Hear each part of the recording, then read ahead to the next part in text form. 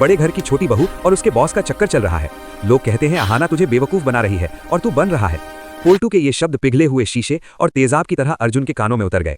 अर्जुन का वो शक जो कल रात मिट गया था वो पोल्टू की बातों से फिर से जिंदा हो गया और एक विषैले नाक की तरह फन फैलाकर खड़ा हो गया। अर्जुन को लगने लगा कि शायद कल जो उसने देखा और सुना वो सब झूठ था। शायद अहाना सच में उसे धोखा दे रही है। पोल्टू ने कमरे से जाते जाते ताबूत में आखिरी कील ठोंक दी। देख अर्जुन, मर्द बन, अपनी औरत को लगाम में रख, वरना कल को ये तेरे सर पर चढ़कर नाचेगी, तुझे दुनिया के सामने जलील करवाएगी और तू सिर्फ तमाशा देखेगा। फिर मत कहना बड़े भाई ने समझाया नहीं। पोल्टू तो अर्जुन के दिमाग में शक का जहर घोलकर अपनी जीत पर मुस्कुराता हुआ चला गया। लेकिन अर्जुन उस रात एक पल के लिए भी सो नहीं पाया। वो पागलों की तरह कमरे में इधर उधर टहलता रहा। उसका दिमाग शक, गुस्से और अपमान की आग में जल रहा था। उसे अहाना का हर मुस्कुराना, हर फोन कॉल अब एक साजिश लग रहा था। अगली सुबह जब सूरज निकला तो घर का माहौल बेहद तनावपूर्ण और भारी था, जैसे कोई तूफान आने वाला हो। नाश्ते की मेज पर पूरा परिवार, दुर्गा देवी, पिशीमोनी, पोल्टू, उसकी नई बीवी पूजा, कोकन, तुक्कन, मिली, नीता और उदास पारोमिता सब बैठे थे। अहाना हमेशा की तरह तैयार होकर अपना बैग कंधे पर टांगकर सीढ़ियों से नीचे उतरी। उसके चेहरे पर एक आत्मविश्वास और काम के प्रति लगन थी।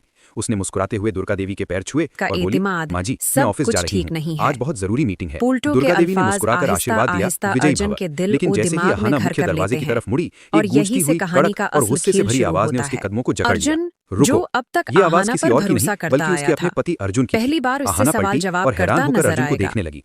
अर्जुन की आंखें रात भर न सोने की वजह से लाल थीं, बाल बिखरे हुए थे और चेहरे पर एक ऐसा पागलपन था जो पहले कभी नहीं देखा गया। वो अपनी कुर्सी से झटके के साथ खड़ा हुआ और सबके सामने, पूरे परिवार और नौकरों के सामने अहाना की तरफ उंगली उठाकर चिल्लाया, अहाना, आज के बाद तुम इस घर से एक कदम भी बाहर निकलने से पहले, ऑफिस जाने से पहले मुझसे पूछोगे, मेरी इजाजत लोगी, मुझे बताकर जाओगी कि तुम कहाँ जा रही हो, क्यों जा रही हो, किसके साथ जा रही हो और कब वापस आओगी। तुम्हारी ये मनमर्जी अब नहीं चलेगी। अहाना को लगा उसने गलत सुना। उसके पैरों तले जमीन खिसक गई। उसने कांपती आवाज में पूछा, क्या अर्जुन, क्या कह रहे हैं? मैं ऑफिस जा रही हूँ, रोज जाती हूँ, मैं कोई घूमने नहीं जा रही। इसमें पूछने वाली क्या बात है? आप तो जानते हैं। अर्जुन ने मेज पर मुक्का मारा और चिल्लाया, बात है, बहुत बड़ी बात है, क्योंकि तुम मेरी पत्नी हो और मैं तुम्हारा पति हूँ। मेरा हक है ये जानने का। मुझे पता होना चाहिए कि मेरी बीवी शाम को अंधेरे में किसके साथ होती है, रात को कहाँ रहती है, बंद कमरों में क्या करती है। लोग बाहर थू कर रहे हैं, बातें बना रहे हैं अहाना, और मैं अब और चुप रहकर नामर्द नहीं बनूंगा। ये सुनते ही पिशीमोनी और पोल्टू के चेहरे पर एक शैतानी और विजयी मुस्कान आ गई। पिशीमोनी ने तुरंत आग में घी डालते हुए कहा, देखा तुम सबने, मैंने तो पहले ही कहा था ये लड़की हाथ से निकल गई है। अब पति की भी इज्जत नहीं करती। अरे हमारे जमाने में तो हम पति की मर्जी के बिना पानी भी नहीं पीते थे, और ये देखो उल्टा जवाब दे रही है।